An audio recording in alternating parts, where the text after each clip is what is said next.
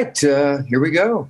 What's up, guys? Welcome to episode 38 of the Elephant Wire podcast, the show we break down song lyrics and don't play you a damn second of the song because major labels are thieving babies that would sue us up the ass. This week's episode, we're going to be talking with Best of Emo with a very special guest, resident sad lad, Nick Sheehan. Nick, you ready to get some? Let's do it, man. Let's fucking get some. Welcome to the Elephant Wire podcast. Music, drugs, laughter, lyrics.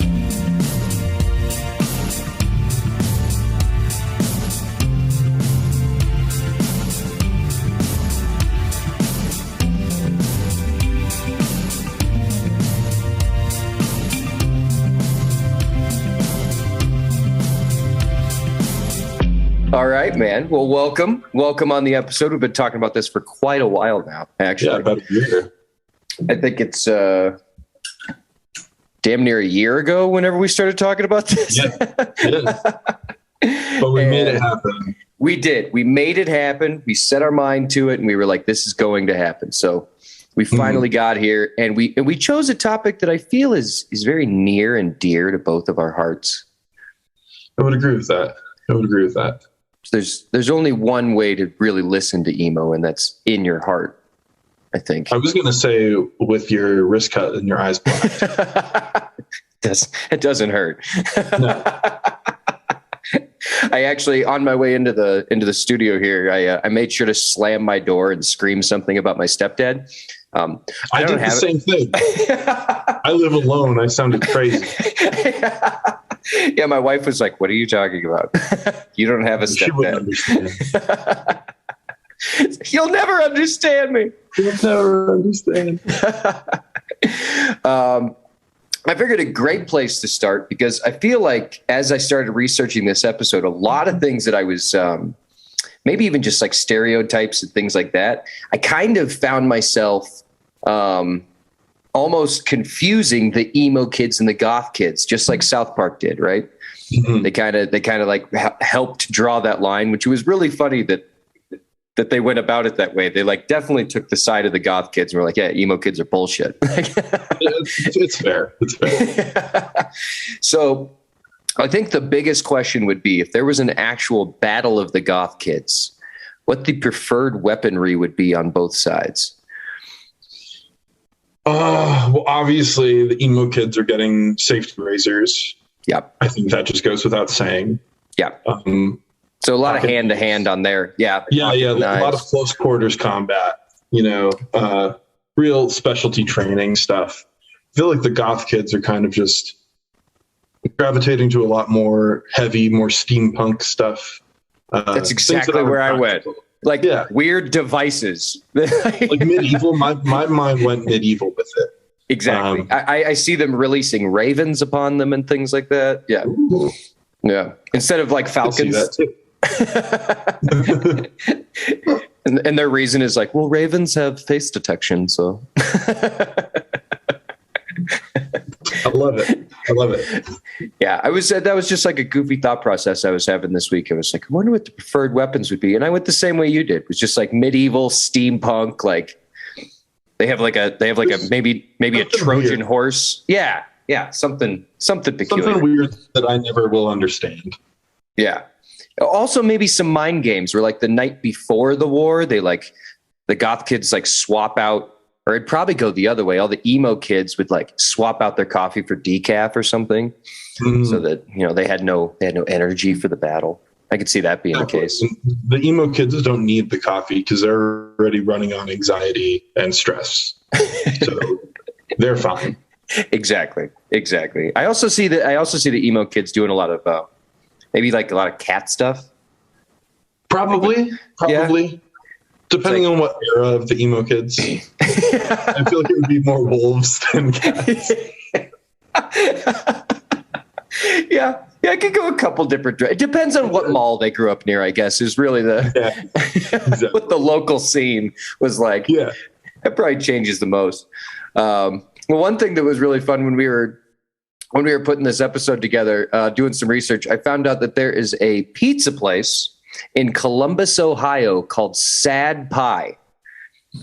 And this place, I made sure to check out their menu. And on their menu, they have the Check Yes Cheesiest. Oh my God. Which, fantastic one. They have the This Ain't a Cheese, It's a Pepperoni. That's a bit of a stretch, but it is. Yeah. Like I get the Fall Out Boy reference. I do. I follow. I follow the reference. Where Are You? And I'm So Sausage. That's probably the best one that they have. That's great. That's great. Wing Life Away. Best one so far. Yep. That's a good one. As a Jets fan over here. Saves the Day Sticks. Yeah. I mean, you just want to put Saves the Day on the menu and get it. Yeah. Once again, it's a bit of a stretch, but yeah. I see what they were doing. I'm going to guess they're mozzarella sticks, but yeah. Who knows? Breadsticks, maybe. I ordered them. I'm just a big Saves the Day fan. Like, so are we. That's why we put it on the menu. I can't fault them.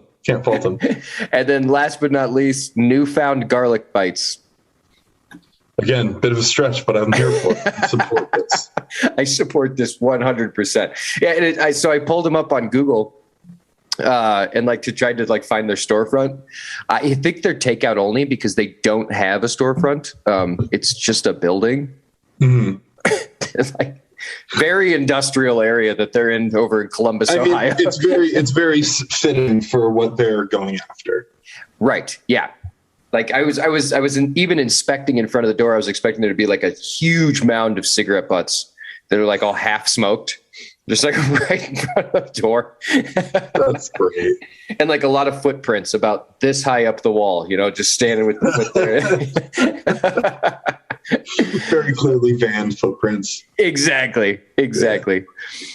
Well, and that's a fun one too. I mean, someone asked me the other day what my biggest character trait was. I forget how it was presented to me, but basically I was saying that it was something about what's the most consistent character trait I have. Maybe that's what it was. And I was saying how for the last 3 years, every 6 months I go to the van store and I buy the same pair of Vans. Yeah. And I see nothing wrong with that. Well, so as I was thinking about it, I was like as we were, getting this episode together and everything, I was wondering, is that an emo trait that I just the exact same pair of? Yeah, I would say it is. Maybe not specifically Vans, but definitely black and white shoes or blue and white. Yeah, blue and white.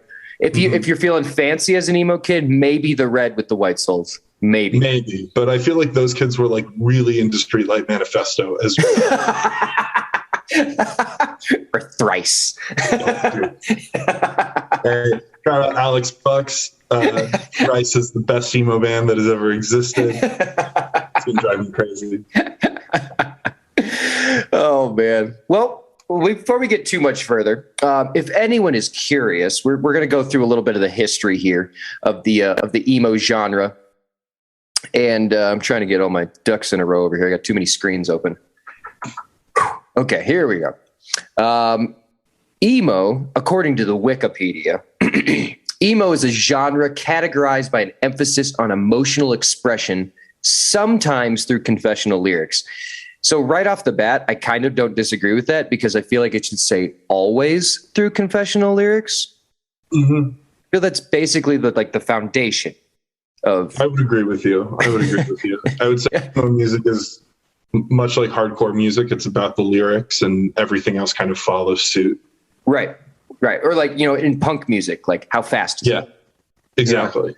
Way less on the lyrics and way more, when you start getting into Norwegian death metal and black metal, they don't release their lyrics. You have no idea what the guy's saying. He's just growling and yeah, it's calculated. Preaching and making exactly. It emerged as a style of post-hardcore from the mid-1980s hardcore punk movement in Washington, D.C.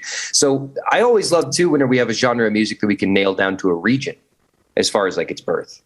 That's always fun too. And I would have assumed Chicago. I definitely didn't think DC. So this is in the early 1980s. So as we start, so this is how, like, this is the first emergence of like the emo, like coming out of that hardcore punk. That's cool. Like coming out of that side of it. Pioneered by bands such as Rites of Spring and Embrace. A couple of those earliest, like emotional hardcore and emo core was what it was originally called. Nice. Then you get in the early 1990s, emo was adopted and reinvented by alternative rock, indie, and punk bands such as Sunny Day Real Estate, Jawbreaker, Weezer, Jimmy Eat World.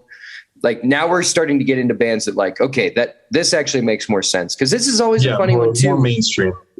When you start going through like the emerging bands of a genre, like whenever you think like, okay, where did metal come from? And then people are like, oh, Led Zeppelin and you know, Black Sabbath. Well, today those are not metal bands at all.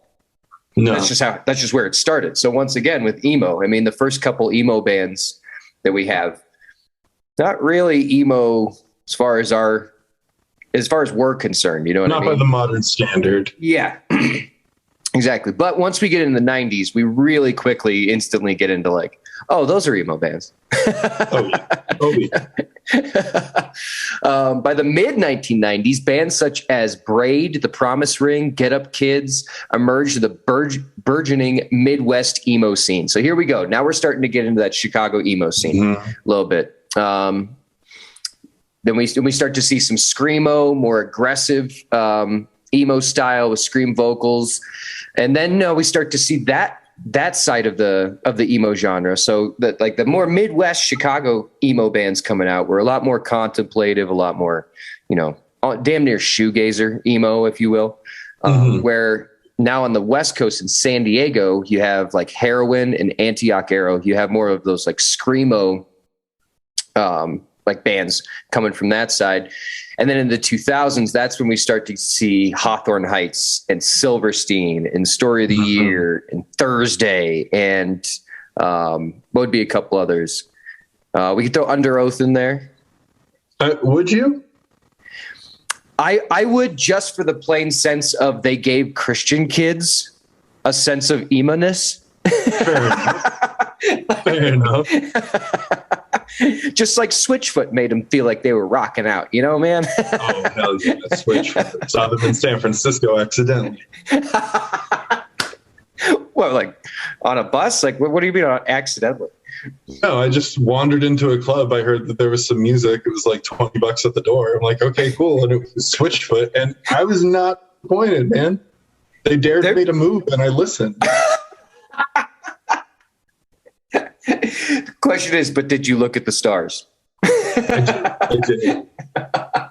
You know, honestly, that is my favorite song to play on the guitar. Stars? Yes. That's a fun song, man. It's really fun. As a kid that grew up in youth group, dude, Switchfoot still gets me moving. It'll get my motor running. Jewish kid that grew up agnostic, Switchfoot still gets me. See, it's bringing everybody together. but more on brand to what we were talking about. I guess, you know, the Under Oath, they're kind of like that in between for the Christian kids. The Used, we can definitely throw them in there. My Chemical Romance, obviously. My Chemical Romance, absolutely. Well, so from the early to the mid 2000s, now we start to actually see the scene taking shape as far as like now they're referred to as emo kids. Because when it first started to get formed, it wasn't necessarily as defined as that. And now we start to, like, fans of emo, they start to dress similarly. Like it now has become like an actual movement. That's when we start to see like My Chemical Romance and Hawthorne Heights still pushing through on the same genre. The Used would be another one. And then definitely Fall Out Boy coming up in there as well. Most definitely. In the early 2000s. So then you have that subculture, you know, really like, you know, with the self-harm, the depression, all the different things that start coming with that entire movement. And then as you start to get into like the later years of the 2000s, like, you know, like late 2000s, early 2010s, you start to see bands like My Chemical Romance, Panic at the Disco, and even some Fall Out Boy bands start to reject the kind of the social stigma that they had basically helped create. Mm-hmm. when at the same time you have other bands that were really like, Hawthorne Heights would be one that I'm like, they're going to come up a lot in this episode just because they're still doing it.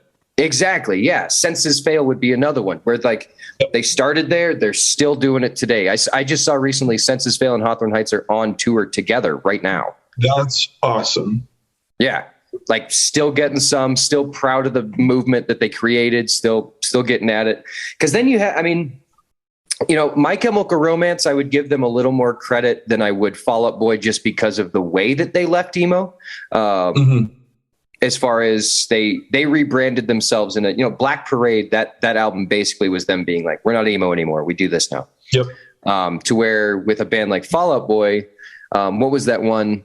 It had the sheep on it. It was Infinite Memories. Oh yeah. That was the album.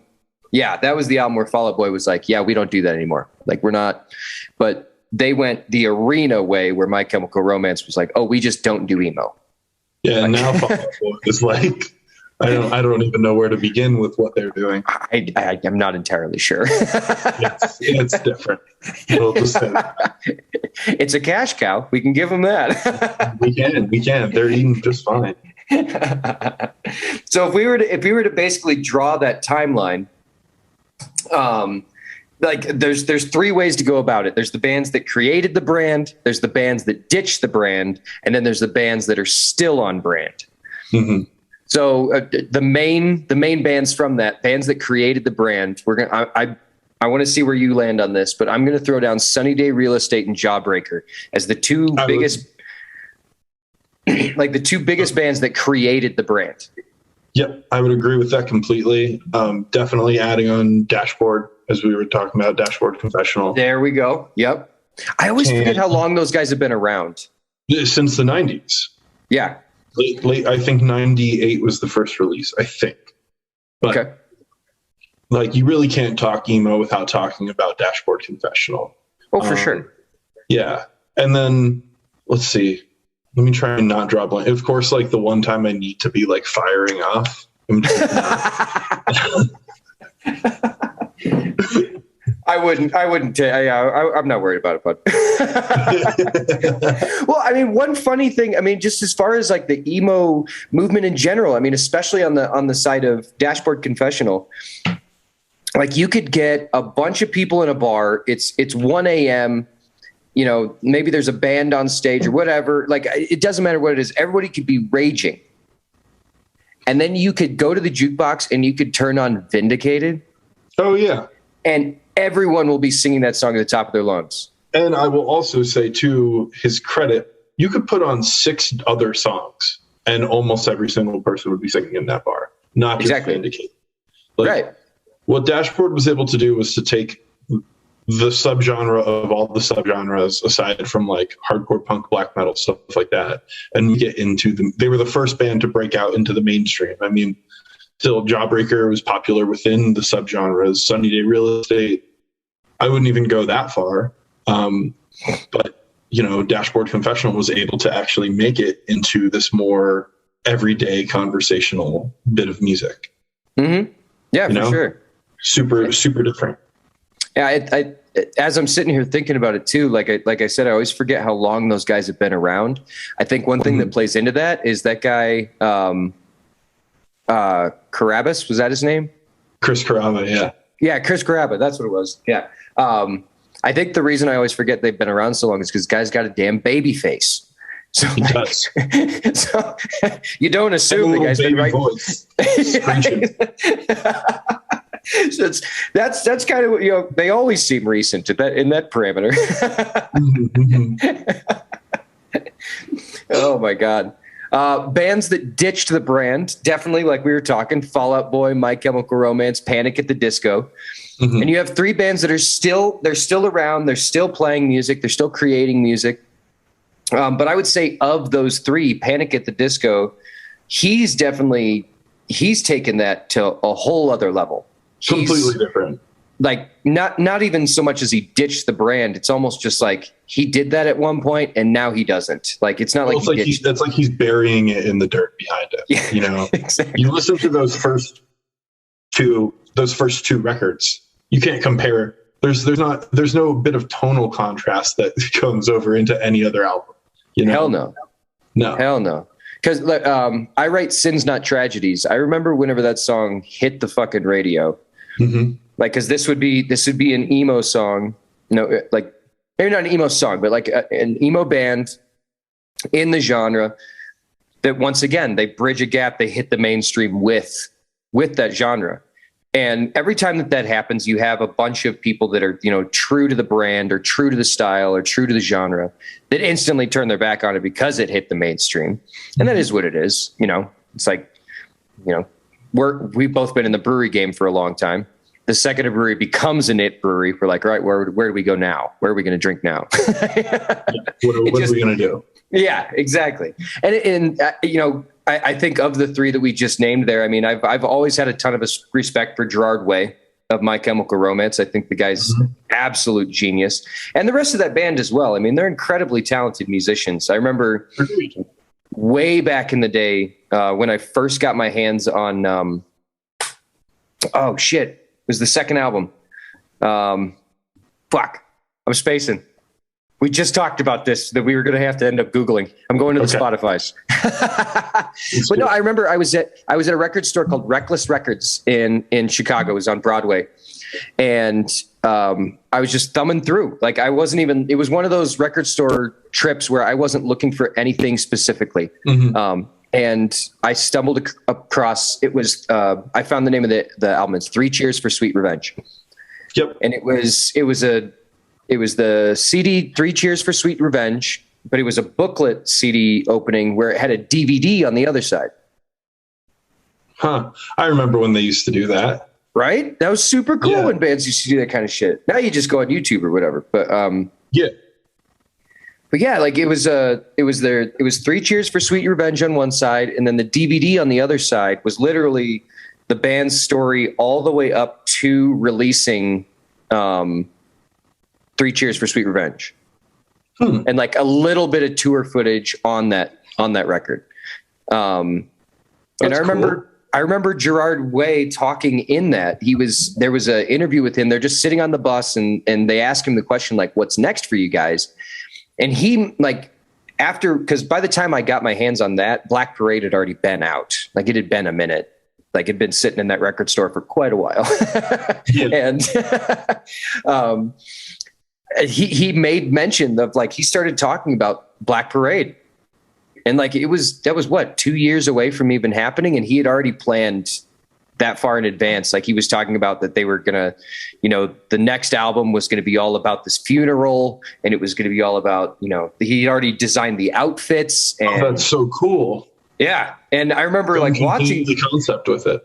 Yeah. Just because of the time period that I was watching it versus the time period that it was filmed and released, I was super confused while I was watching. I was like, wait a minute.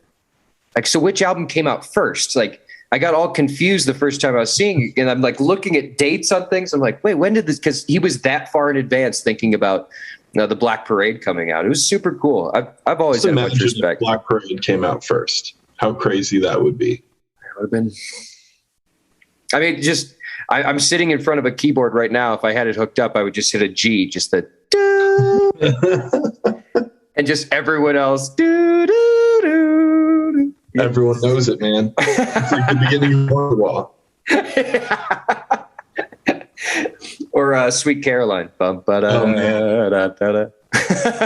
Well, I like to think of I'm Not Okay as the emo world's Sweet Caroline. I like that. Okay. I like it too. I like that a lot. Hey, that's fun. Okay. I would like someone to challenge me. Find a better song. Maybe Vindicated. Maybe. You could state a case. You could state a case. However, I will say Vindicated may be more like emo's My Heart Will Go On. I really like that. Like, we all know that one. We don't sing it a lot, but we know that one. We know it, and it gets us. Right here, man. Right here. Makes me think of Zach Braff every single time. Oh God. I mean, it's like, once again, bands that ditch the brand. We kind of touched on it a little bit as far as what the hell is Fall Out Boy doing now. Mm-hmm. It's tough to say. I know Patrick Stump went and did some solo stuff for a while, and I remember listening to it for a minute, and it was some interesting stuff. It was like kind of jazz driven almost. Yeah, it was very peculiar stuff, but I was about to Google it before we sat down, and I was like, honestly, do I really fucking care? I was going to look up and see if Pete Wentz was still married to Ashley Simpson. I hope so. I doubt it, but I hope so. I mean, I could also see that the two of them are just like parents now. Like, they forgot that either of them were famous, and they're just parents. I'd like to imagine a world that Ashley Simpson replays her SNL moment every day in her head of just that Irish jig. That's how she starts her morning. It's like a radio alarm clock. Oh man, and just plays that in her mind. That's what I hope. I want to live in that world. Me too. Me too. And that Pete Wentz still has his studded belt collection. Oh yeah, and those faux hawks. Yeah. Like a wrestler would hang up their wrestling belts, but Pete Wentz, he has all of his studded belts. This was from tour of 2004. This was tour in 2006. Oh my God. Well, bands that stayed on brand, like we were talking, Hawthorne Heights, Story of the Year is that. There's another one that I could be 50 feet away from a speaker, and all I would have to hear is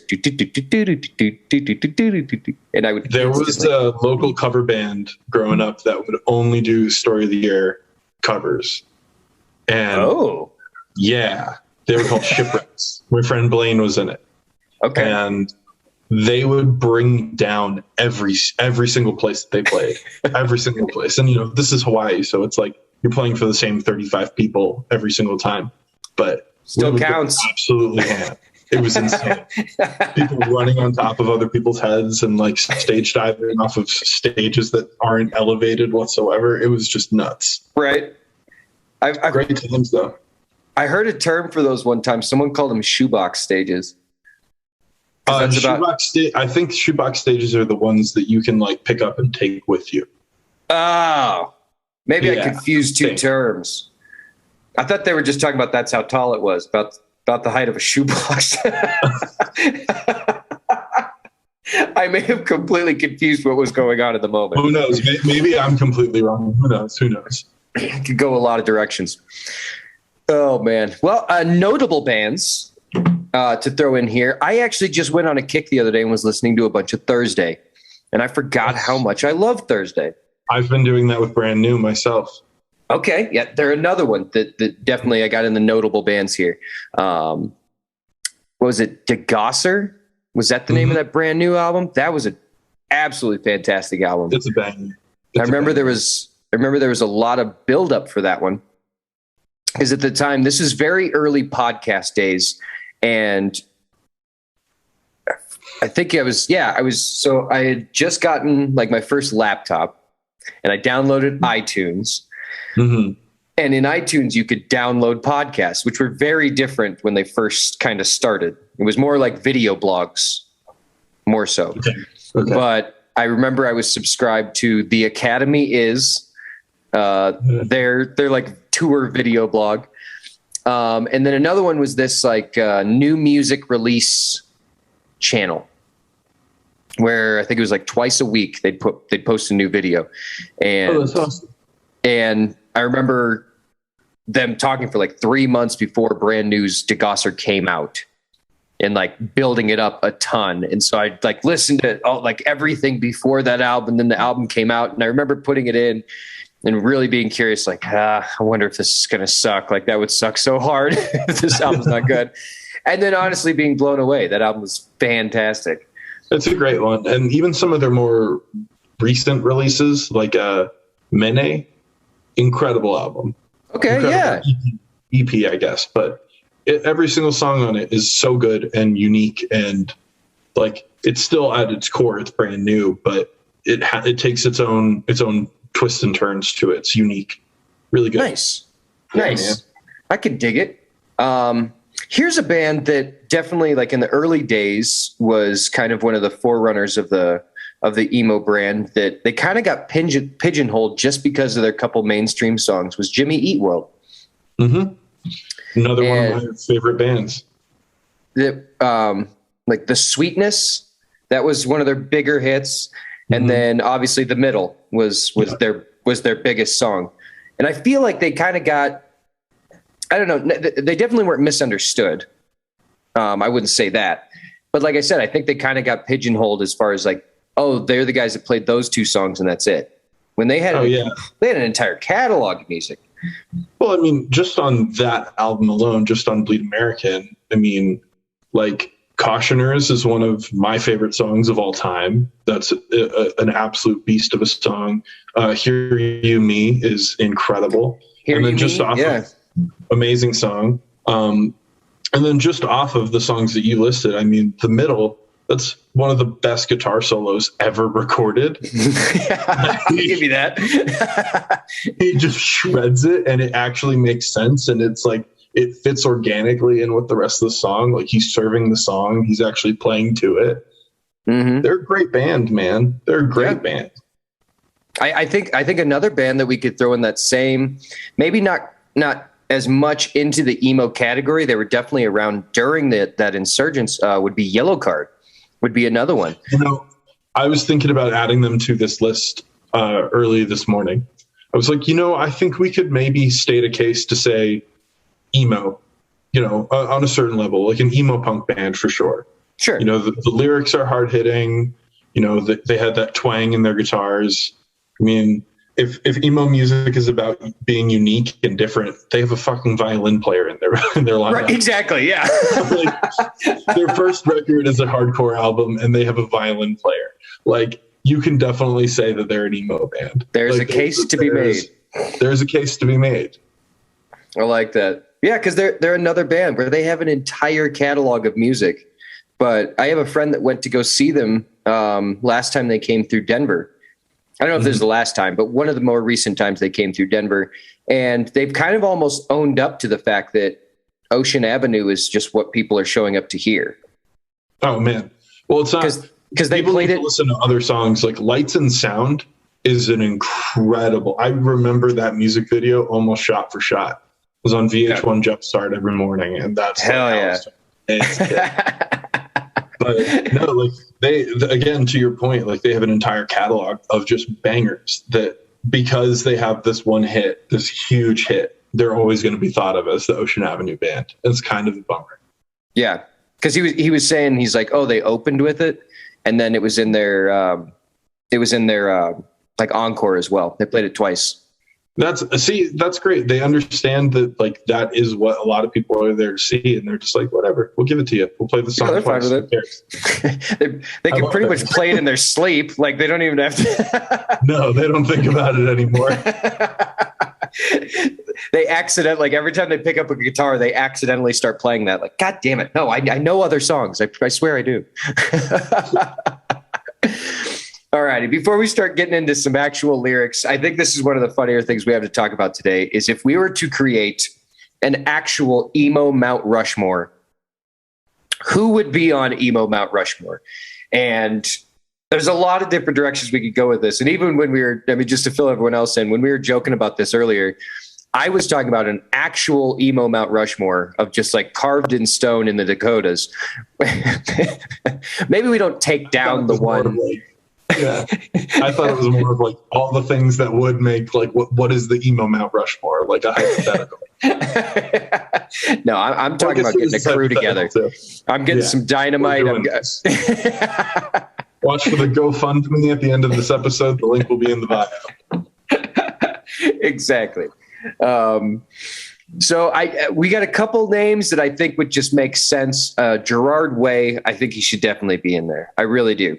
Agreed. He's our George Washington. Yes. Now we need a James Adams or James Adams, John Adams. Walter John Phil Adams. Walter Fillmore, was he a president? I have no idea. You're talking to the wrong guy on this one. That's right. You grew up in Hawaii. You guys don't even have And presidents. I dropped out of high school at 15. So Fair enough. yeah. One of the ways we were talking about we could actually go with this is if the emo Mount Rushmore was just if we had a Hot Topic employee, what was another one we said, a Spencer Gifts employee, Yeah, Spencer Gifts employee. and then a Journeys employee, and then maybe someone from the food court. Like you really just one of the kids walking around Panda there. Express or Taco Bell. He doesn't know why he's there. He's like, I have to get back to work. What's happening right now? Like, hold still. Yeah. He's like really upset that he's there. Really, really, really upset. You damn kids. 6 of you shared one soda. Fuck you. Or maybe it's someone from one of the kiosks that's selling like the raccoon tails or something. Or like a jeweled phone case or something like that. Yeah. Those people are relentless. I know. Fuck. Good Lord. Maybe someone's selling hair extensions or something. There's got to be. That could also work. But yeah, if we got Gerard Way up there, do we put Pete Wentz up there? My only reason being is that like he literally was like the emo god for a little bit. I wouldn't even say for a little bit. I would say for the majority of the time that they were considered an emo band. And even well after the fact, he was still kind of like the poster child for it. Right. So I think he needs to be up there. In the lyrics like additions that we have, like like Nick and I both went and we found some good emo lyrics that we're going to go through. One of the ones I didn't add in there because I didn't count it as Fall Out Boy lyrics, but I forget which song it is, but where there's a little talking portion. It's almost like Pete Wentz being Jim Morrison, where he's like, day one, I talked about getting out, but never forgetting about. It's one of the worst poems that has ever been written. You're going to need to send that to me because that's not ringing a bell right now. It's up there. It's up. Take This to Your Grave. It's up their first album. Okay. Yeah, it is absolutely outstanding because the first time I heard it, I was literally in the midst, like the throes of my own emo phase. And I have Take This to Your Grave. I'm in my 92 Ford Ranger, just like flying down the road. And that came on and I was like, oh, dude, come on. Not buying it. Not buying it at all, man. Oh my God. But yeah. Why don't we start diving into some of these lyrics, man? Why don't we get in here? You want to do a little back and forth? You do one of your submissions? Okay, cool, man. What do you got for us first? So I'm kicking it off with some brand new because I feel like if we're going to do an emo episode, we kind of need to talk about brand new. Yeah. So I'm starting off with Sowing Season, which is one of my personal favorite songs. And I picked the couple of stanzas of Do you miss the blend? Color she left you in your black and white field.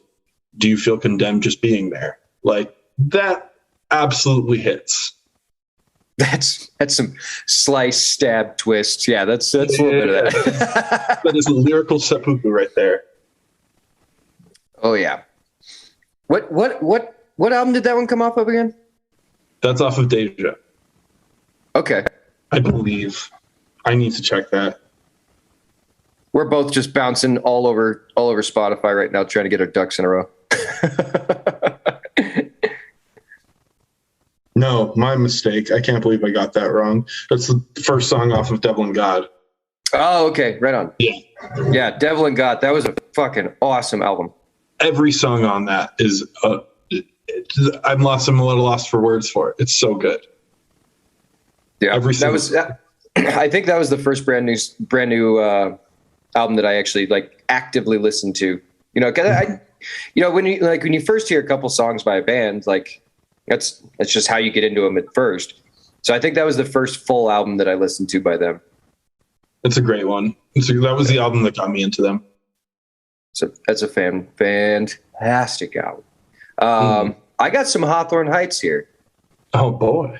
And I mean, it's about as emo as it gets. Which song did you pick there, Jake? I don't know. Maybe Ohio is for lovers. And I can't make it on my own because my heart is in Ohio. So cut my wrists and black my eyes so I can die because you kill me. It doesn't get any better than that. No, like they literally are just calling out like, hey, this is how you're going to look and dress and do and act. And here's the genre. Here's your Bible. Here you go. These 3 sentences. Oh my God. I mean, so another one, what was the guitar player of Hawthorne Heights that passed away? Was that like 2008, I believe, whenever he passed away? Something like that. Because he was one of the, I don't know that anyone ever found out why he passed away either. It was like a very mysterious death at the time. Because at the time I was, this is before brand ambassadors were a thing, but I was kind of street team almost for To Write Love on Her Arms, TWLOH. Oh, that's cool. Yeah. So I was doing some stuff with them. Well, the guitar player for Hawthorne Heights was a huge advocate for them. And when he passed away, like the email that got sent from, what's his name? Jamie something, the guy that started To Write Love on Her Arms. His email that he sent to all like the street team, or like I said, they weren't called brand ambassadors because that wasn't a thing yet. But like, I remember I listened to Hawthorne Heights and I was saddened by the news, but by the end of that email, I was officially in tears and I was like, I didn't even know this guy. Like, yeah. Oh man. That was a big hit. And like I said, the little community of people that I had met just in the Chicago scene of that, like, that was crazy, man. Because like I still to this day, I don't think that we ever found out why he passed away. His name was Casey something, not Casey Calvert, because that's a porn star. Casey something, but yeah, he was the original guitar player. He was the original guitar player for Hawthorne Heights. And as far as I know, I don't think they ever actually replaced him. Like legitimately. I really respect when bands do that. Really respect that. Yeah. Yeah. Cause I've seen a lot of interviews with, the kind of the front man lead singer of Hawthorne Heights. And he seems like a very well put together young man. He's the good grounded, humble guy. And that I met them one time. Yeah. They were very nice. Yeah. Very, very, nice. Very nice. Kind of a post-show thing, or were you just at the 7-Eleven? Yeah, it was, we saw them. I can't remember if I played with them or not, but because it's just kind of at that point now, just like, did I do that? I don't remember, but definitely saw them, and we were just hanging out with them on the side stage during the show, just watching the other opening acts, and they're really nice guys. Really nice guys. Yeah. Right on. Yeah, man. I think that's one thing. I mean, a lot of that genre. I mean, that was kind of the point of it. Being a band in that genre is that there was no one was better than anyone else. Mm-hmm. You know what I mean? Like everyone was a piece of shit. I think was kind of like almost the air about it. And it's also like everyone's there to support one another and uplift one another. It's very much so like we're in this together. It's our group. Right. And it's not like our group against yours. It's just like, this is our group. Yeah, absolutely. Mm-hmm. Yeah. I think that was one of the first things that really drew me toward like the emo scene and the pop punk scene in general is that sense of camaraderie. Yeah, absolutely. Yeah, man. People, it's really difficult to explain to people that don't understand that sense of second family almost that comes from that sort of a scene. Right. It seems to be pretty universal from just about every single place that I've come across anyways. Right. Well, because like you were saying a little bit ago that, that venue you'd go to in Hawaii with that band that was doing Story of the Year covers, like you said, it was the same 35 people in that room every weekend. Like, talk about second family. I mean, there you go. Well, that's also the Hawaii music scene. There would be like 80 bands made up of about 37 people. Okay. Fair enough. It was great. It was really, really great. No, but on the real, if you want to hear some really good pop punk, really good hardcore, Hawaii has an incredible music scene that seems to just be sleeping underneath something. No one seems to know about it. Wow. Okay. Yeah, there's some great bands that came out of that spot. Okay. Yeah. I might have to do a little research, find a couple local bands over there that we can interview on here. I'll send some your way. Fucking A, bud. I like it. Yeah. All right. What do we got next? What's your next lyrics for us? I'm going to go a little bit out of left field. I picked some Tegan and Sarah. Another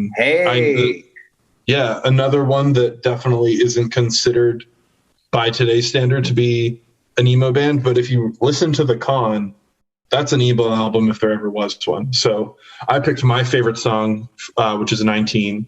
And I picked the lyrics, the opening lyrics to the song. I felt you in my legs before I even met you.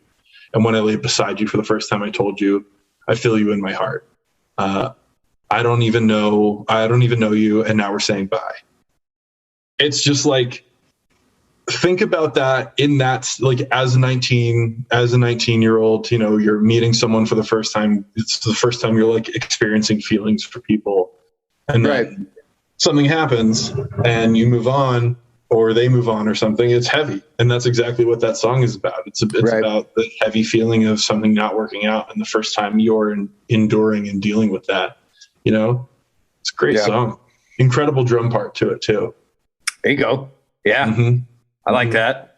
I think that's one of the, if there's anything that really drew the kids to the emo scene, is that it was the transparency of a lot of these artists being like, look, no one knows how to navigate love and loss. Nobody has any idea. It sucks. Here's how I did it.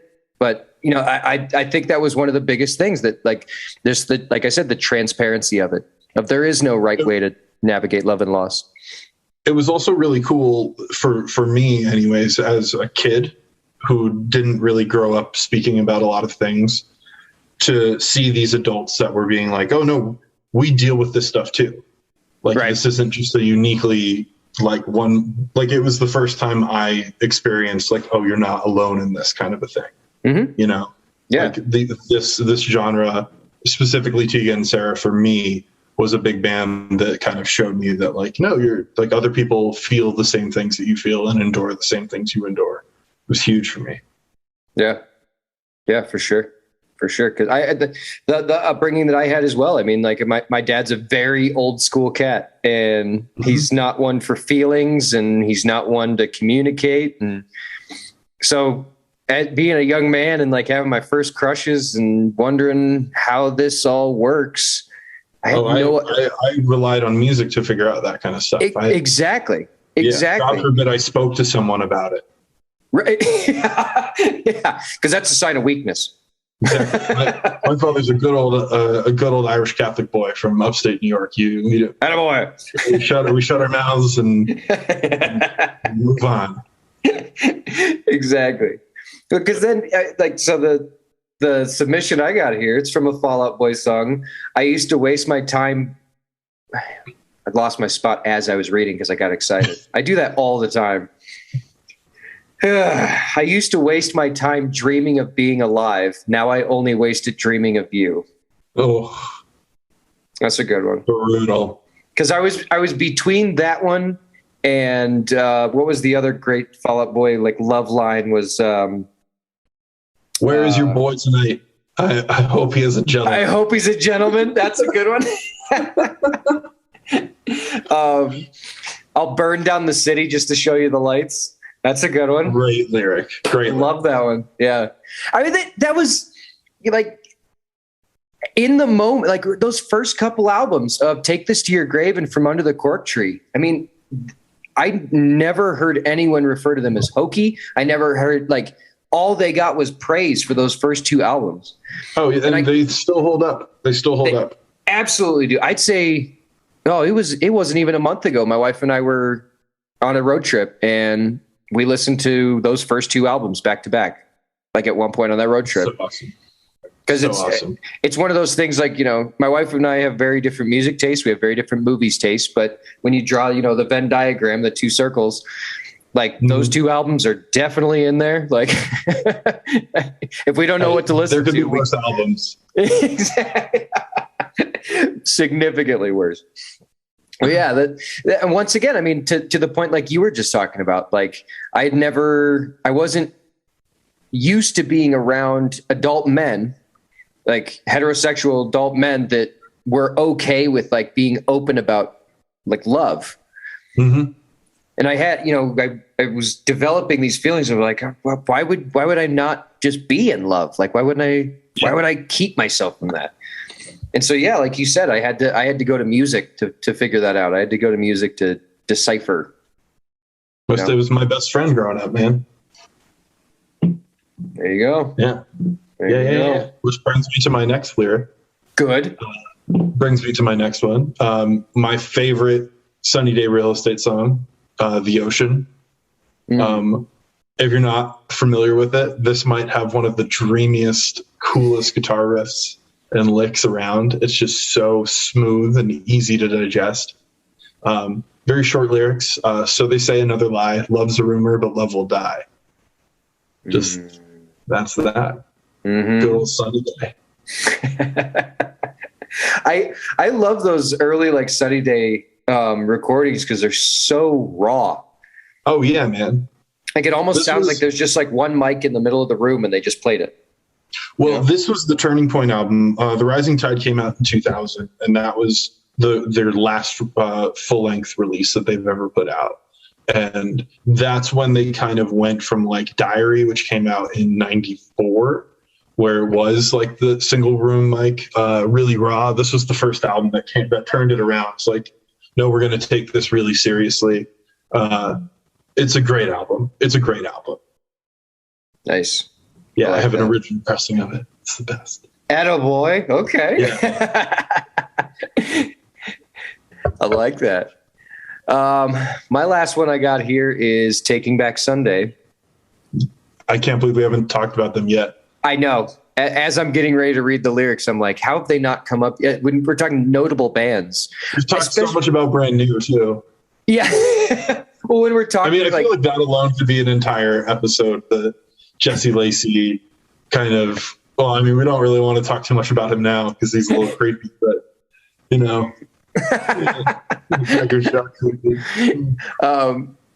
the truth is, you could slit my throat, and with my one last gasping breath, I'd apologize for bleeding on your shirt.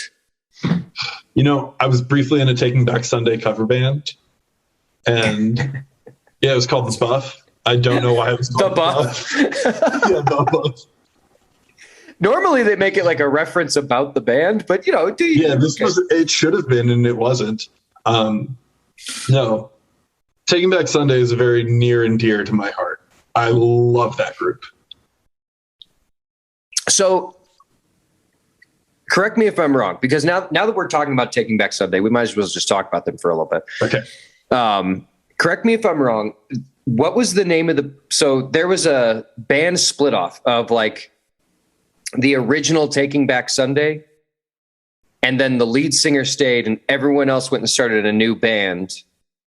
And I cannot remember for the life. Did not know that. I was under the impression that it was like the original band was with Jesse on bass, and then he broke off and started Brand New. Okay. Maybe I could be confusing two different stories. So I've also never heard that story before, so it could just me being completely ignorant to that one, but I haven't heard that one before. So what we do know, what we have nailed down, is that their origins are muddy. Yes. Yes, lots of lies and secrecy. So I actually just saw Taking Back Sunday. What was that? Was that 2 years ago? I saw them in. Awesome! They came through San Diego, and they had an awesome band with them called The Beaches. It's these four girls from. You told me about this. Yeah. 4 girls from Canada that we will end up doing one of their songs on this podcast, but. They came through and they walked out on stage. They opened with What did they? Oh yeah, they opened with so sick of being tired. That was the like. He came flying out on stage at 1,000 miles an hour, just getting some. Still just so as much. They can still do that. Right. The whole time, my wife has asked me, she's like, how old is this guy again? And so I Googled it. The band's been around for 20 years or whatever. Yeah. So I Googled it. He's closing in on 39. He's right in there. So I Google it. I put my phone back in my pocket. They end the first song and he instantly just starts talking. What's up, San Diego? It's so good to be here. Yeah, we're still around. Nobody Google how old I am. Sorry, bud. But no, they like the whole point of that tour, they flipped a quarter on stage because they were doing 2 nights back to back. And it was which album they were going to play. So they were just like, all right, cool. So it's between this and this. They flipped a quarter. Oh, looks like we're playing. And they just went for it. Just went and just so cool. Front to back. They went through it. And then I think they actually took a break in between because they played Make Damn Sure and then one other newer song. But okay. Everything they played was old stuff. It was fantastic. I've only seen them once, and it must have been like 2006 or 7. It's been a minute. So like heyday time. I mean, this is There was no new stuff. No, I saw them at Pipeline Cafe, and Archaeo opened, which was like the local. My friend Preston was the synth player in that band. And it was like they were like the big deal band. Preston on synth. Yeah, shout out Preston. What's up? I like it. Phone call. But yeah, dude, Taking Back Sunday. I mean, there's another band that I wouldn't say that they ditched the genre. I wouldn't even necessarily say that they're still on brand. I would say that they grew up with it. I would say that they're doing their own adult version of it. Yeah, for sure. For sure. Because, I mean, once again, I've never heard anyone that has anything bad to say about really anyone that's come through that band. I mean, they have one of the funnier music videos I've ever seen whenever they brought Flava Flav in. I forgot about that. It has nothing to do with anything going on. He's just there. No, he's just hanging out. That's what he does, though, in all fairness. He's just kind of there. Oh my God. Taking Back Sunday. You know what's to close this out before you and I we throw our stamp of most emo song ever. I think we need to kind of bring it back around the horn and we need to figure out who we haven't mentioned yet. And one that's coming to mind right now is Chiodos. See, I don't think of them as emo. I think of them as screamo. Okay. Yeah. All right. I'll give you that. Yeah. Screamo. Yeah, playing into all the subgenres. Yeah. I don't know, man. I think Taking Back Sunday was the only one that was like heavy on my mind. Okay. I can't think of another one right now. I mean, nobody's jumping out at me. No. Would we? Maybe we're there's getting like into later bands like Transit out of Boston. Yeah, they definitely had it, but I don't think that they're like a pioneer of the genre. But they're just a really good band. Even that heyday of emo music, you know? No, they were like 2010, 2011. Yep, for sure. Yeah, I can't think of anything. I mean, because on that conversation, I mean, we might even be able to get into some of that like early turnover stuff. Yeah, most definitely. And then they went more like post, like all things post. Yeah. We are post. Yeah, that's what we do. We are a post band. Yeah. Yeah, no, I think we relatively hit everybody here. I would agree. Oh, I thought of one.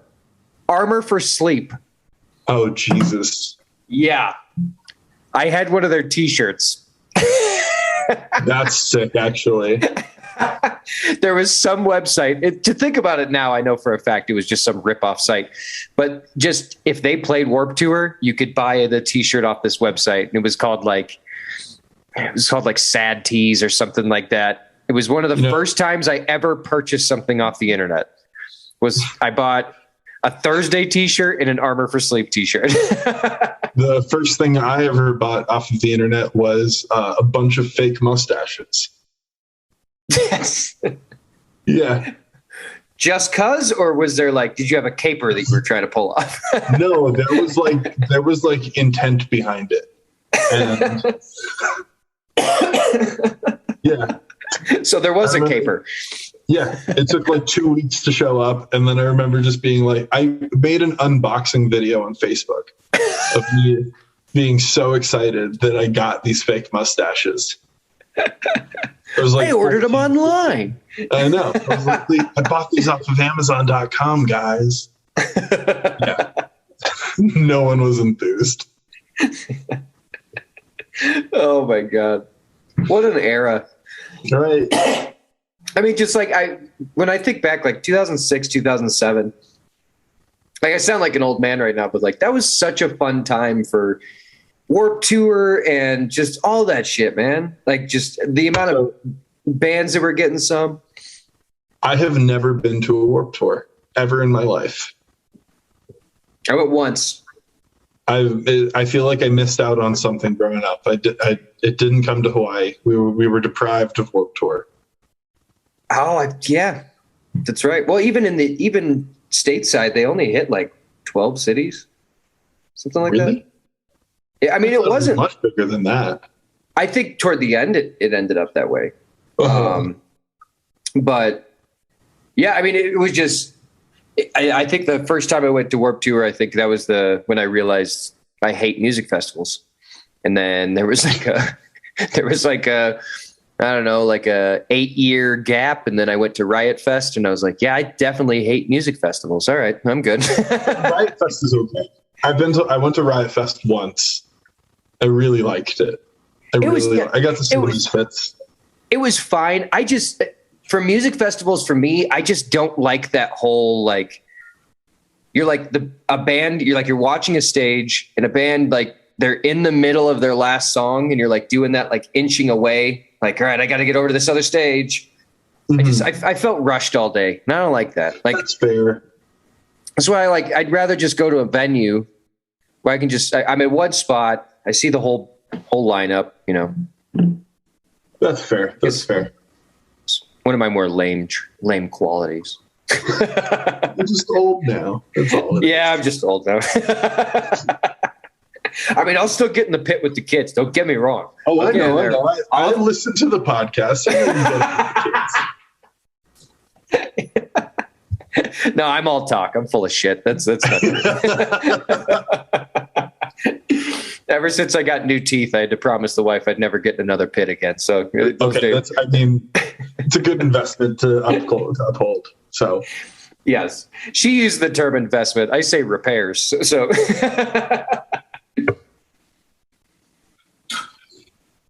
oh man. All right. Well, I guess this is the part where we figure out most emo songs of all time. I'm gonna plant my flag on Ohio is for Lovers, literally just because of that one line that I already read. Cut my wrist and black my eyes. I would have taken that too if you already hadn't. So I went with a song that was very near and dear to my heart, which is "Hear You Me" from Jimmy Eat World. Hell yeah. Yeah. That honestly is one of my favorite acoustic songs of all time. You know, it's up there for me as well. It's just written so well and the lyrics are so heavy hitting. There's like a real story behind it. And it's also straightforward enough that you can go ahead and have your own interpretation of that song. Sure. You know? Yeah, absolutely. Yeah. I mean, that's definitely one of those songs where, like you said, there is absolutely a story behind it, but in the moment, you know, listening to that song, you can translate it for what you need it. Mm-hmm. Absolutely. Mm-hmm. Yeah. Great jam. God, Great jam. Great jam. And is Jimmy Eat World still out there getting some? They got to still be touring and doing shit. They've had a few new releases recently. Okay. And all right. I can't get into it personally, but you know, the first couple of albums still do it for me. I still regularly listen to them. And hell yeah. Play along with them and stuff. Hell yeah. I like it. Yeah. Well, We, at the moment, it is time to get into our local band spotlight. Awesome. And this week, I'm pretty fucking stoked about these boys. They're a band from British Columbia. They're called Let's Go. I love it. Yeah, I've talked to these guys quite a bit on Instagram, just DMing back and forth and shit. Let's Go is a punk rock band from Kamloops, British Columbia, Canada. Melodic, heavy, fast. From thrash metal to honky tonk. Which people don't talk about honky tonk as a genre enough. That's the genre mashup we've been waiting for. Thrash metal honky tonk. I mean, if anyone was going to do it, Canada was going to knock it out of the park. I mean, this is why we have Canada, to take care of all the loose ends that no one else can figure out. I mean, we've got Dallas Green, and now we've got Let's Go. This is exactly what exactly. Well known for swinging across other genres with reckless abandon, while always keeping one worn-out shoe planted in the modern skate punk sound that has been a staple since their first release in 2018. I love that they say it as one worn-out shoe. I mean, the current pair of Vans I have has a hole in the big, where the big toe is, so I get it. Yeah, it's incredible that all the other four aren't also popping out of there, right? But they just need one. You could follow them for a new song every month in 2021. Starting as a two-piece band, they played half a dozen shows using backing tracks. Not ideal, but they forged on, quickly establishing themselves as a high-energy, jump into the pit and thrash you kind of act. This caught the attention of longtime friend and musical ally, Scotty Bass. It might be Scotty Bass, because it's a person. So it might be Scotty Bass. It could go a couple directions. Maybe he's a fish. Because the very next line after that says, who saddled up his thunder broom and joined the festivities. So does Scotty I'm Bass... really glad they have a thunder broom player. There's not enough of those right now. Thunder broom? Yeah. You go to Berklee College of Music, minored in thunder broom. Yeah, degree in thunder broom. I love it. Let's Go went on to share the stage with their heroes, playing gigs with Downway and DOA. Their ill-fated debut tour, slated for April 2020, was scuttled due to the modern plague. So the group redoubled their songwriting efforts. Fast forward to 2021, when resident tub thumper Will Bruce, a.k.a. Billy Bats... See, I told you these guys are fucking awesome. I was going to say, did they write this themselves? They did, yeah. That's how this always goes, yeah. I love it. Is absorbed into the amorphous blob of punk rock ectoplasm that is Let's Go. The band redoubles their efforts, noses touched firmly to the grindstone. Oh my God. The band is releasing a song every single month this year, and we can't wait for you to hear them. Let's go. Fuck yeah, boys. That was rad. That's awesome. Good guys. Rad. Yeah, we are definitely going to be adding a couple links to the Instagram this week. Let's pull up what song we throw it into the local bands that don't suck playlist. Let's pull them up here on the Spotify. Let's go. In artists. Let's go. Where are these boys at? Let's go. My Spotify decided not to work right now. Okay, we're good. I believe this is our boys. With I believe this is Sound the Alarm. Yes, Sound the Alarm, Rooftops and Parking Lots. I believe this is our boys. I'm getting down to the bio. Yep, from Kamloops, British Columbia. There we go. Here's our boys. We got Rooftops and Last Waltz of the Red Shirts. That could be a good jam. I think that one just came out not too long ago, if I remember correctly. Yeah, here's all their singles. Love it. Hell yeah. Attaboy. Right on. Let's Go from Kamloops, British Columbia. We love Kamloops, by the way. It's a great place. Oh, it's my summer place. Oh, he's a snowbird, is he? Yeah. I got a couple homes up there. Just right on the, yeah. Just right off that one road. Oh, God. Let's go. We're absolutely going to be posting about them all week. We'll figure out which song to throw into the local bands that don't suck playlist. Whichever one we pick is going to be dope. I can already assure you of that. Support local music, friends. It's what we're all about. Support local music, local businesses. Support your local hookers, your local crack dealers. Everybody, keep it local, friends. Keep it local. Keep it local. There's no reason to go to the town next to yours or get a big business hooker. Just get your local hooker. No. It's just like local honey. You know, if you're not buying local, you're not getting those local enzymes. If you're not getting those local hookers, you're not getting those local enzymes either. Exactly. Big problems can arise. This is how we all ended up with COVID. Exactly. People go into other towns. They weren't shopping local hookers. Oh, God. Right on, brother, man. Debunking pandemic myths. Yeah, well, this is what we do. I mean, we're a knowledge-based podcast with I thought research. This was a science podcast. Is it not? It was until someone checked our credentials, and then we just hightailed it out of the abort the jigsaw. Abort. Yeah. The only thing we debunk is the fact that you have to be accredited or know what you're doing to actually do any of this shit. That's the only thing we've debunked. Oh, you've got a microphone in your house. Yeah, do a podcast. Why not?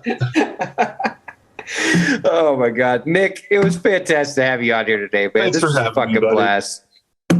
I hope I run into you again soon, randomly drinking beers, dude. That was neat the other day. Randomly at Cannonball, that was awesome. Fucking A, yeah. Because it was also weird that Kyle didn't also just randomly walk in.